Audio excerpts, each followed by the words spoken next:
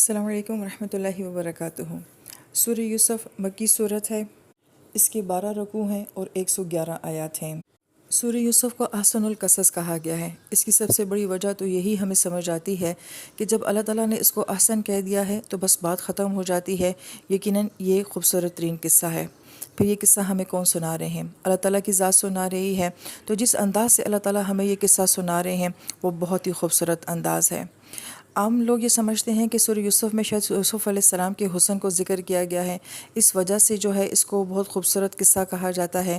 تو پوری صورت پڑھنے کے بعد ہمیں اندازہ ہوتا ہے کہ سوائے ایک آدھ مقام کے کہیں بھی یوسف علیہ السلام کے ظاہری حسن کو نہیں بیان کیا گیا، بلکہ ان کے کردار کے حسن کو بیان کیا گیا ہے۔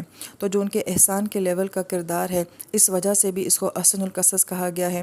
یعقوب علیہ السلام کی جو تربیت اپنی اولاد کے ساتھ نظر آتی ہے، ایک طرف ایک ایسی اولاد ہے جو بہت پیاری، بہت فرما بردار ہے، مگر دوسری طرف ایسی اولاد بھی ہے جو کہ آپ کی اپنی ہی اولاد کی دشمن بنی ہوئی ہے۔ تو اس اولاد کو ڈیل کرنا، تو جس انداز سے انہوں نے ان کو ڈیل کیا ہے وہ بہت احسن اور بہت اعلیٰ معیار کا کردار ہے۔ اس وجہ سے بھی اس کو جو ہے وہ احسن القصص کہا گیا ہے۔ بلکہ یوں کہنا چاہیے کہ اس پوری صورت میں بہت ساری باتیں ایسی بیان کی گئی ہیں جو کہ بہت اعلیٰ معیار کی ہیں اور احسان کے لیول کی ہیں، اس وجہ سے بھی اس کو احسن القصص کہا جا سکتا ہے۔ پھر سورہ یوسف کی ایک اور نمایاں خصوصیت یہ بھی ہے کہ بہت سارے اہل علم نے سورہ یوسف کو انسانی ذہنی نفسیات یا انسانی رویوں کی نفسیات کے ساتھ بہت جوڑا ہے۔ جب ہم اس صورت کا مطالعہ کرتے ہیں تو ہمیں سمجھ آتا ہے کہ اس صورت کا تعلق ہمارے رویوں کے ساتھ بہت زیادہ ہے، ہماری سوچ کے ساتھ بہت زیادہ ہے، اور اتنے کردار سورہ یوسف میں بیان کیے گئے ہیں تو اس سے ہمیں ہر طرح کے کردار کی ایک نفسیات جو ہے وہ سمجھ آتی ہے۔ مثلاً ایک باپ کا اپنی اولاد کے ساتھ کیسا رویہ ہونا چاہیے، اس کی تربیت کیسی ہونی چاہیے، ایک نوجوان کی پاک دامنی کیسی ہونی چاہیے۔ فیملی پولیٹکس کو بھی یہاں پہ بیان کیا گیا ہے۔ چائلڈ لیبر کا موضوع بھی اس میں ڈسکس ہو جاتا ہے۔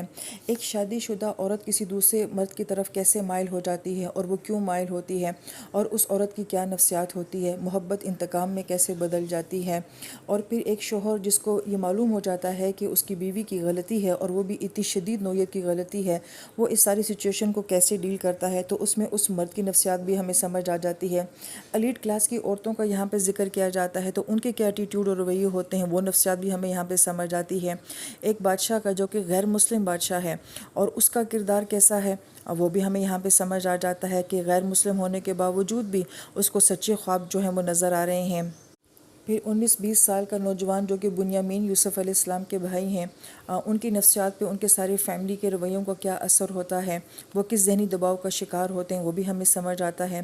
پھر یوسف علیہ السلام جیسی قابل ہستی جو ہے وہ جیل میں چلی جاتی ہیں تو ایک قابل انسان کی زندگی کے 7-8 سالوں کا ضائع ہو جانا، یہ کتنا بڑا لاس ہوتا ہے ایک پورے معاشرے کے لیے، اس انسان کی اپنی ذاتی زندگی کے لیے، لیکن اس کے باوجود جیل میں بھی ان کا کیا کردار ہے وہ ہمیں سمجھ آتا ہے۔ اس صورت مبارکہ میں خواب ذکر کیے جاتے ہیں، اور ایک طرف ایک نبی کا خواب بھی ہے اور ایک طرف ایک غیر مسلم بادشاہ کا خواب بھی ہے، اور ایون یہ کہ عام انسان جو خواب دیکھتے ہیں وہ بھی یہاں پہ 2 لوگوں کے خوابوں کا ذکر کیا گیا ہے۔ خوابوں کی تعبیر کیسے بتائی جا سکتی ہے وہ بھی ہمیں صورت مبارکہ میں نظر آتا ہے۔ پھر یہ کہ آپ مسلمان ہو کر ایک غیر مسلم معاشرے کو اتنا فائدہ کیسے دے دیتے ہیں، دوسرے لوگوں کو نفع کیسے پہنچاتے ہیں۔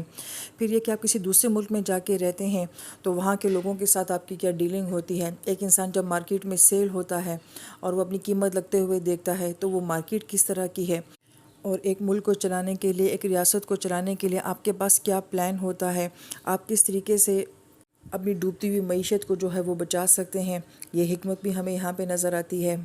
پھر ایک ایسا بچہ جو کہ بہت چھوٹی عمر میں اپنے خاندان سے دور ہو جاتا ہے، وہ بچہ کیسے آگے زندگی بہترین گزار سکتا ہے، اس کے باوجود کہ اس کو اپنی فیملی کا وہ ساتھ نہیں ملتا، اس کے باوجود بھی وہ اتنا زبردست انسان کیسے بن سکتا ہے۔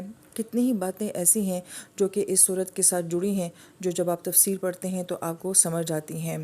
بہرحال یہ صورت مبارکہ سورہ یوسف کے نام کے اوپر ہے، اور یوسف کا جو نام ہے اس کا ایک معنی جو اسف سے بیان کیا جاتا ہے، جس کا مطلب غم اور اداسی اور افسوس ہوتا ہے، تو اس کی ایک وجہ یہ بھی بیان کی جاتی ہے کہ یوسف علیہ السلام کی زندگی کا اکثر حصہ جو ہے وہ ایک طرح کی اداسی اور غم میں گزرا ہے، تو اس مناسبت سے بھی یوسف علیہ السلام کو یوسف کہا جاتا ہے، اور وہی غم اور اداسی جو ہے وہ ہمیں سورہ یوسف میں نظر بھی آتی ہے، لیکن اس کے باوجود بڑا ہی اہم پہلو یہ بھی ہے کہ جس انسان کی زندگی میں اتنے غم، اتنی اداسیاں اور اتنے دکھ ہوں، جو کہ بچپن سے یہ سارا کچھ فیس کر رہا ہو، مگر اس کے باوجود بھی وہ اتنے بہترین انسان کیسے ہو سکتے ہیں اور اتنے نفع دینے والے انسان کیسے ہو سکتے ہیں۔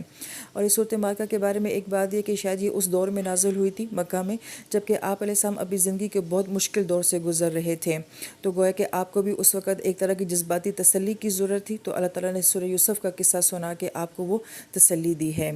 لہٰذا آج ہم اس کے ترجمے کا آغاز کر رہے ہیں۔ اللہ تعالیٰ سے دعا ہے کہ اللہ تعالیٰ ہمیں صحیح انداز میں صحیح بات کو آگے لوگوں تک پہنچانے کی توفیق نصیب فرمائے، اور ہمارے سننے اور سنانے اور پڑھنے پڑھانے کو اللہ تعالیٰ قبولیت نصیب فرمائے۔ آمین یا رب العالمین۔